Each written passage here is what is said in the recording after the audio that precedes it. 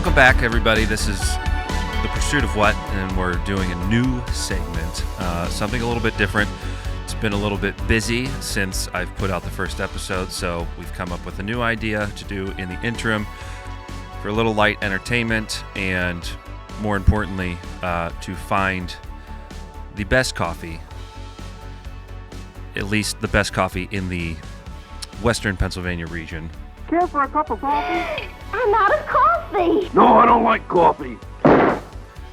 We'll branch out as things grow in time. I'm sitting here with my brother, Josh. Why are you in a wheelchair? Got hit by a car. Is this normal? I don't think so. Yes, okay. All right, well. I'd never seen that car before. We had no beef. I have no reason to believe this crash was premeditated. How are you feeling post-crash? Great. Can't move my legs. Nerve pain, muscle pain, ache pain. Left leg has barely any range of motion. Just saw someone running around the corner there. Looked nice and athletic, and I really miss, being able to do anything close to that.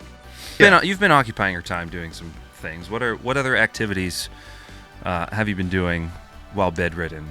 What have you gotten into? I've revisited the Super Nintendo. It's a perfect gaming system.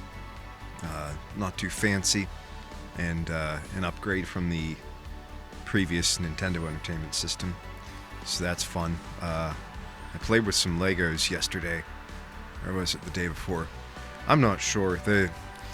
Some medications that I had been on in the first part of it, I think, really impaired my memory for a little bit. But it's been some time now, so.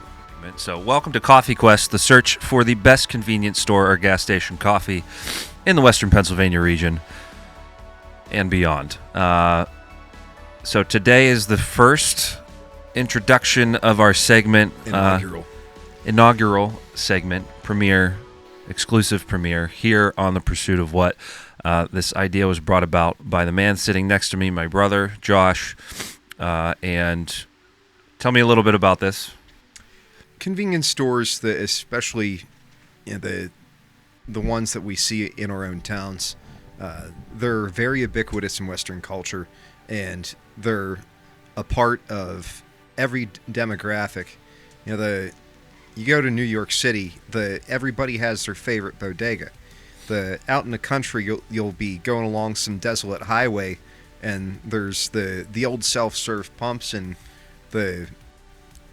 someone working at the counter that you know by first name, and they're somehow your second cousin.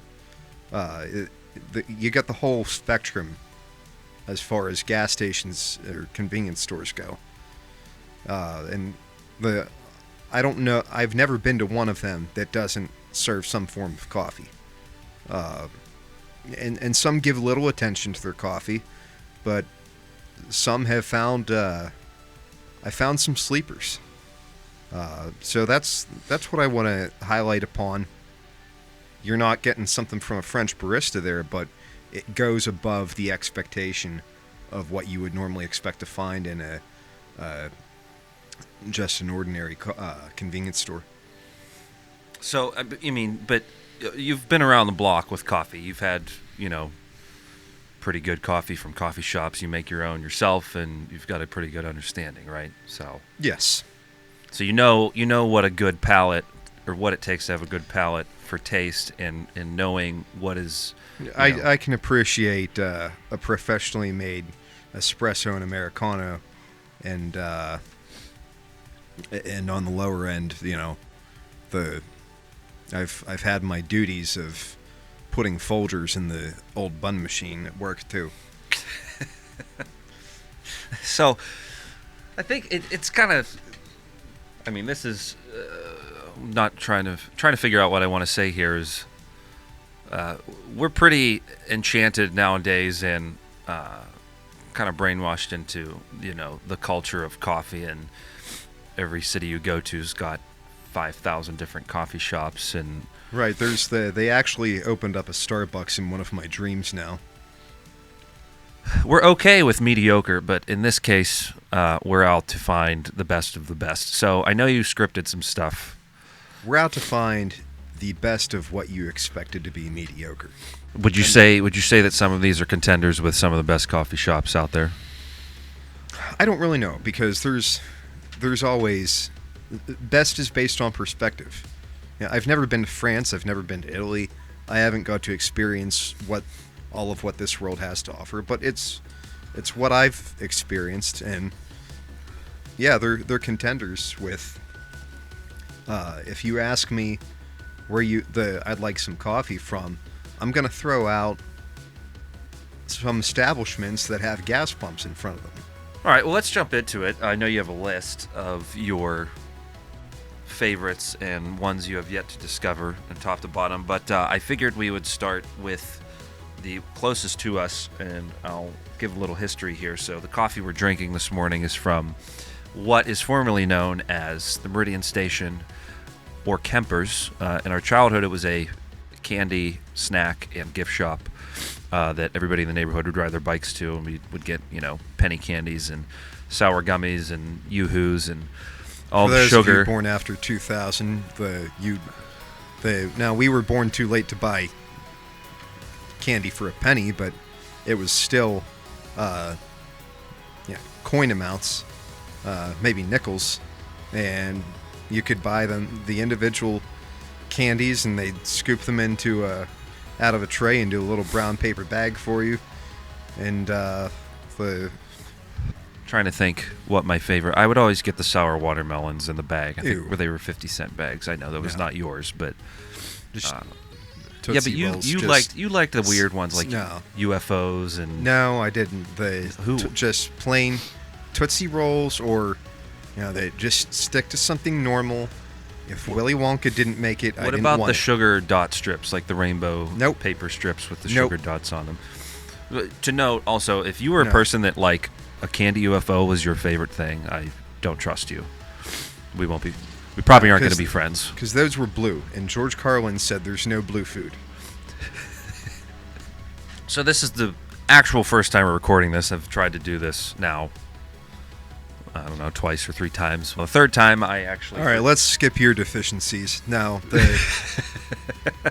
we've talked about what this store was, how it was within a short bicycle ride for us growing up. What's the fate of the store now? So for this lovely little village of Meridian that we grew up in, and we're sitting on the front porch of our parents' house, the Meridian Station, as we know it, in our past had closed, I don't know, almost a decade ago? Maybe more than that? No, it was in the more recent years, only I think it was around COVID, or it was either just before Just post-COVID, 20. I think. It might have been just post-COVID. Either way, it was kind of a staple for this neighborhood. It was kind of a central hub for everyone, and with the rise of convenient gas stations and Dollar Generals in small towns, the local confectionaries went to the wayside. But it has finally reopened. Somebody has bought it, it is now kind of what you would consider as a modern bodega dropped into a not so modern neighborhood. I'm trying to think of the juxtaposition there. So the store itself is a former turn-of-the-century trolley station. It had a little post office window in it. The front of the store, you could actually see the old trolley platform step. So it's a very old building. There's a very antique feeling you get walking in there. Yeah, if you could capture fall arts and crafts into a building, That would be You that- kinda that- get the that would picture. be the Meridian Station.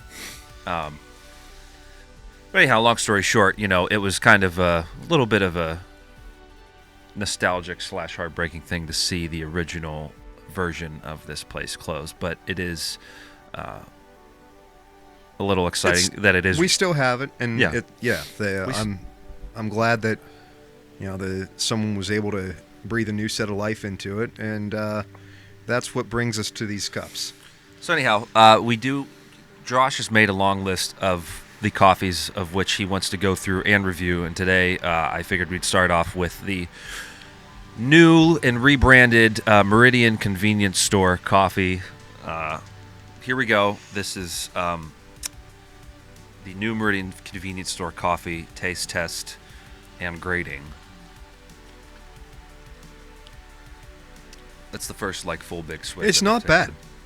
No, It's definitely best at when it's hot, just cool enough that you can tolerate the heat. I agree. And then as it cools down, you get a little bit more of an off-putting taste. So that this is definitely not a room temperature coffee, but no, definitely not. when the store opens, you're on your way to work, I think this would be a great option. You know, something that probably by the time you reach the front entrance of your workplace and you're throwing your cup out, and you're nice and refreshed. I think this is a very suitable coffee. This one's going to end up on a decimal, and we'll go with one out of 5. Okay, so where in 1 out of 5 So 1 out of 5 styrofoam cups. I'm not advocating the use of styrofoam cups. I'd like to see this planet survive for another 60 years. That's all. Just 60. Just 60. Okay. That's your guesstimate of how long you're going to live. But yeah, right? it's my system, and I chose styrofoam cups. And not just any styrofoam cups. I want it to be the styrofoam cups that had that 90s... The wavy stuff on it. Yeah, it looks like you went into Microsoft Paint on Windows 95 and airbrushed a Wildberry Pop-Tart. Okay, so anyhow, all the descriptions in the vessel in which the coffee is in. Where's the coffee in a 1 out of 5 scale? I want to say 5 being there is nothing better.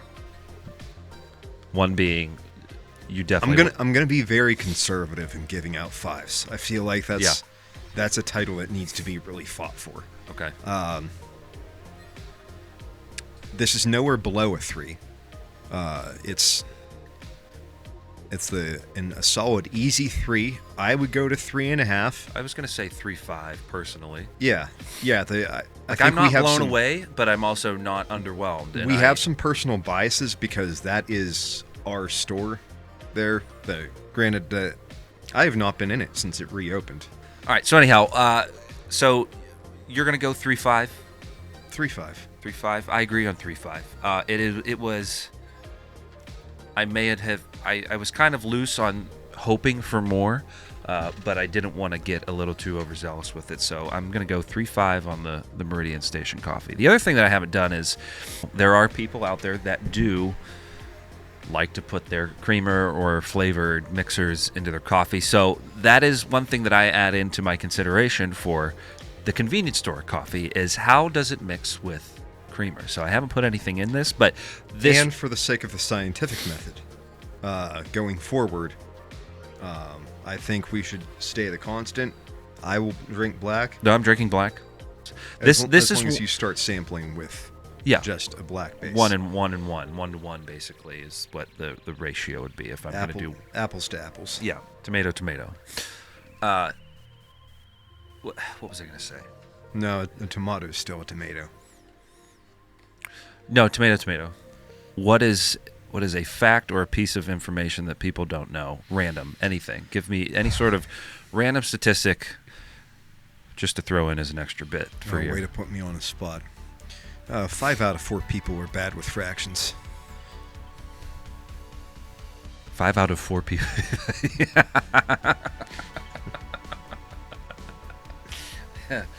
Okay. I stole a lot off a T-shirt at the Fayette County Fair. So if you took the time to watch a short segment, thanks for tuning in. Hopefully, as we move on through these coffee reviews, it might inspire some of you guys to get out there and try some convenience store coffee. Thanks for watching. Should we have a sign-off catchphrase like, sippy, sippy, sip, sip? I don't think that's going to be the one. That concludes the first official segment of the Coffee Quest show, a sub-series of The Pursuit of What. I am your host, Nathan, and your co-host, Josh. We'll see you next time. And remember, every poo-poo time is pee-pee time, but not every pee-pee time is poo-poo.